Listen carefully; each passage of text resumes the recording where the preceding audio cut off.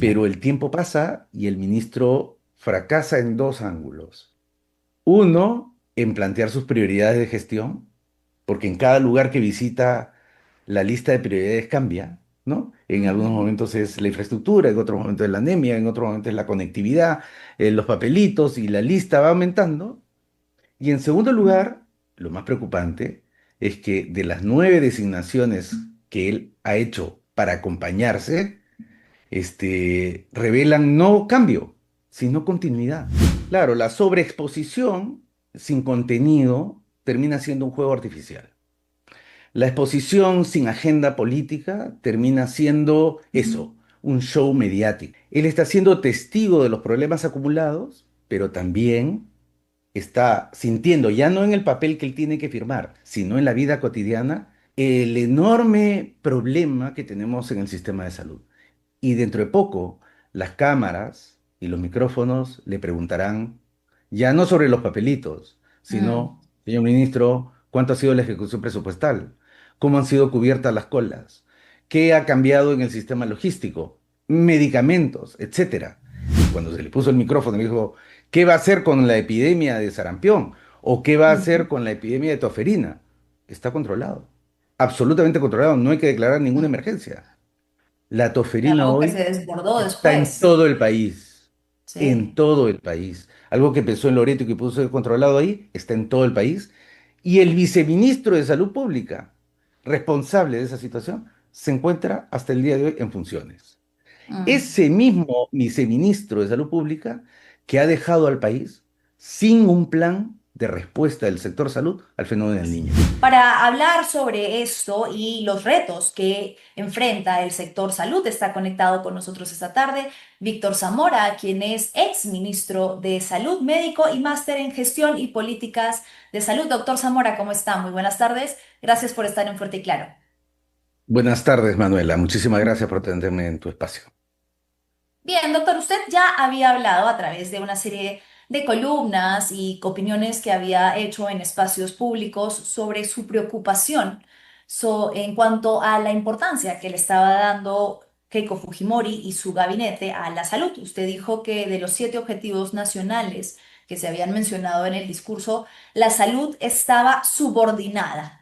¿Cree que una muestra de esto es, por ejemplo, la designación de una persona con nula experiencia en el sector? Sin duda. De hecho, la columna a la cual tú refieres hace su referencia, para la redundancia, mucho antes del mensaje presidencial. Ya en el debate electoral se había notado que el programa presentado por Fuerza Popular se concentraba básicamente en temas de gestión y no en resolver los problemas estructurales de nuestro sistema de salud. Ninguno de nosotros que ha sido testigo o partícipe de la lucha contra el COVID-19 podrá negar de que hemos visto y hemos sufrido de la incapacidad que tiene el sistema en su totalidad para responder a problemas de esa magnitud y luego a problemas de menor magnitud como el dengue u otras son las filas interminables de listas de espera. Bueno, el programa de gobierno de Fuerza Popular no logra en su escrito decir qué va a hacer con el problema estructural. Ya estoy Y luego entendiendo se cómo es concentra en el el tema de trabajo de gestión. la compañía. En el debate presenta a una persona también totalmente inexperta en el sector.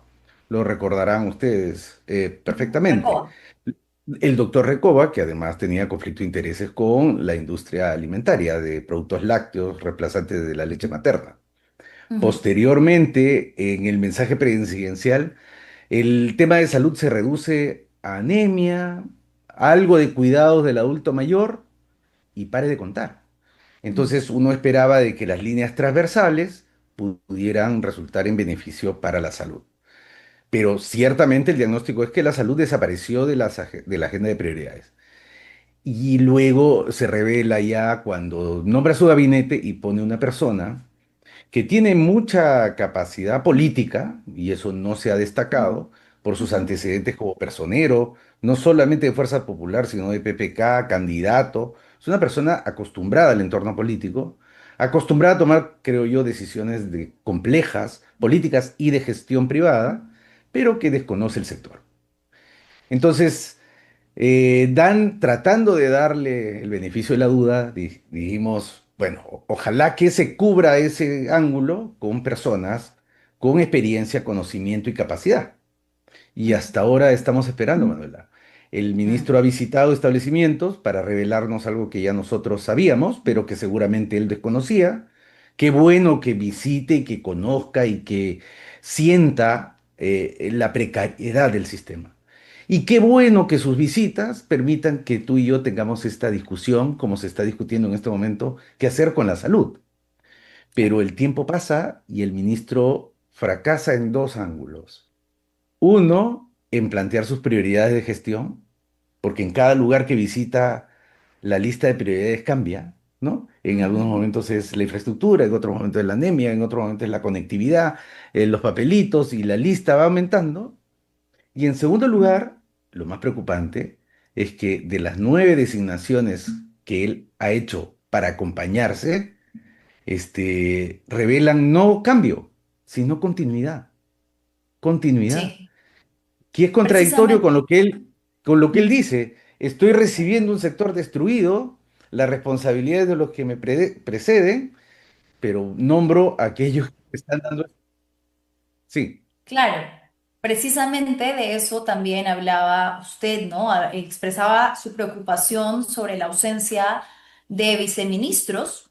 Quería preguntarle si ya tenemos conocimiento de un viceministro del sector salud y de una designación particular que llamaba la atención de la prensa, pero de las personas allegadas al sector salud también, ¿no? La de Juan Carlos González como secretario general, que es, vamos a decirlo, un poco más de lo mismo, ¿no? Sobrino político de César Acuña, que tiene una serie de investigaciones fiscales, cuando precisamente el sector salud acaba de ser tan cuestionado por estos favorecimientos de cargos dentro de sectores políticos, cargos de lugares muy importantes en el Estado y necesarios para la población, a cambio de favorecer a personas que le deben cosas a otros políticos. Ese es un poco también la esencia del cuestionamiento de quién se está rodeando Luis Dyer. ¿Cómo lee usted estas designaciones? bueno, no hago más que ratificar lo que tú acabas de mencionar. Voy a poner algunos ejemplos, ¿no? En política, tan importante es la forma como el fondo. Y en el caso de la designación del secretario general del Ministerio de Salud, responsable de toda la parte administrativa operativa de ese ministerio, incluidas las compras, las contrataciones y las designaciones, no solamente pone a una persona vinculada en su pasado a APP y vinculada familiarmente a Acuña, que es responsable de haber designado una parte importante de los funcionarios de los pasados gobiernos para el Ministerio de Salud y de Salud, sino que, como tú bien lo señalas, está cuestionado desde el punto de vista de las investigaciones judiciales. En segundo lugar, designa como jefe de su gabinete de asesores al exministro Quirós, que durante su pasaje como ministro de Salud en la gestión Gerí y en su pasaje como jefe del Seguro Integral de Salud del exministro Vázquez, negó por plazas y calles, y así exactamente lo mismo que el actual ministro, de visitar hospitales, y cuando se le puso el micrófono le dijo, ¿qué va a hacer con la epidemia de sarampión? ¿O qué va a hacer Ujú. con la epidemia de toferina? Está controlado, absolutamente controlado, no hay que declarar ninguna Mm. emergencia. La toferina Algo que se hoy desbordó está en después. todo el país, en Sí. todo el país. Algo que empezó en Loreto y que pudo ser controlado ahí, está en todo el país. Y el viceministro de Salud Pública, responsable de esa situación, se encuentra hasta el día de hoy en funciones.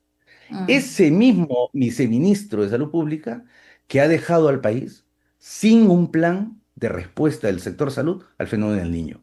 El ministro no tiene ese plan. El responsable es ese viceministro y continúa en las funciones de viceministro de Salud Pública. En Viceministerio de Servicios de Salud y de Aseguramiento pone un personaje que no conozco personalmente, pero he revisado su currículum, tiene cero experiencia en gestión hospitalaria. Mm. Y es el viceministerio responsable de la gestión de esos Sistema hospitales que él está hospitalario, claro. visitando. El encargado de, yo supongo que le estará dando indicaciones después de cada visita para que empiece a tomar acción. Entonces, me ratifico. las decisiones que está tomando el ministro Dyer, que uno esperaría fueran de ruptura, ¿no? De cambio, de Ujú. renovación, de relanzamiento, más bien revelan continuidad Mm. y, o un reforzamiento del pacto que existía en la gestión sanitaria del sistema de salud entre APP y Fuerza Popular. Sí, es grave. Y le quería también preguntar porque, a ver, en su propia experiencia, usted ha sido ministro además en una época sumamente compleja para el Perú durante la pandemia. Es necesario, yo no considero que sea esencialmente malo pasearse por los hospitales y verificar en primera persona la situación, pero es necesario porque tengo entendido que disponen de otra serie de herramientas como los informes que hace la Contraloría constantemente, que es el ente del Estado que se debe encargar de esto. Y quizás dos preguntas, ¿no? Uno, ¿es necesario? Y dos, ¿sirve para algo si no viene acompañado de cambios, de estrategia, de propuestas? Sirve y mucho. Sirve porque si nos quedamos en el papel, en el informe, nos Ujú, aleja de la vida cotidiana. No, tenemos que estar en una muestra de empatía, conectados con, no solamente con nuestros pacientes, pero también ujú, con nuestros colegas, que trabajan en condiciones precarias también. Especialmente en la pandemia, yo visitaba, no con afán punitivo ni fiscalizador, sino solidario. Estamos en esto juntos. Había muchos de mis colegas que habían decidido continuar su trabajo a pesar de su mayoría de edad, inclusive dentro de las direcciones generales. Y era una muestra de que en esto estamos todos juntos, de ujú. darnos un abrazo solidario. Pero ha habido experiencias nefastas, por ejemplo, como la del ministro Garrido Leca, no creo que muchos recordarán acá, que acostumbraba irse a las 2 3 de la mañana a los dormitorios de los médicos con las cámaras para sorprenderlos durmiendo y gritarles en Wow, cámara. Entonces, en claro. cuestiones de estilo, digamos, tenemos diferencias. Yo quiero rescatar lo positivo del ministro Dyer. A ver. No conoce el sector. Incluso para ti o para los colegas de la República, tan duchos en la calle, estar con el micrófono, entrar a un servicio de salud es chocante, Mm, porque las condiciones en las que trabajamos son muy precarias, muy malas. Entonces, qué bueno que el ministro se palpe, ¿no? De repente él nunca ha sido tratado en el sistema de salud público y lo está ujú, conociendo. Qué bueno. Qué bueno que estas visitas atraigan las cámaras y que nos saquen de la normalización y nos vuelvan a poner el tema de la salud como en la pandemia en el centro del debate. Bueno, eso es lo positivo. Y de allí, en algún momento los periodistas se cansarán, la audiencia se agotará, la herramienta de llamar la atención sobre el sector salud terminará olvidándose y otros temas emergerán. Se ujú. habrá perdido una oportunidad de que el ministro Dyer diga, mis prioridades son uno, 2 y 3. Y voy a rendir cuentas sobre estas tres prioridades. Y la ha perdido. Me parece que la está perdiendo. Inclusive voy a decir algo probablemente frívolo, pero en las redes ya empiezan a circular memes. El No ministro solo de... eso, sino imitaciones. Hay personajes que empiezan a hacer la imitación de este show del Minsa, lo llaman el show cero. Entonces, quizás, como usted menciona, puede ser una iniciativa positiva desaprovechada, llevada hacia donde no es. Claro, la sobreexposición sin contenido termina siendo un juego artificial.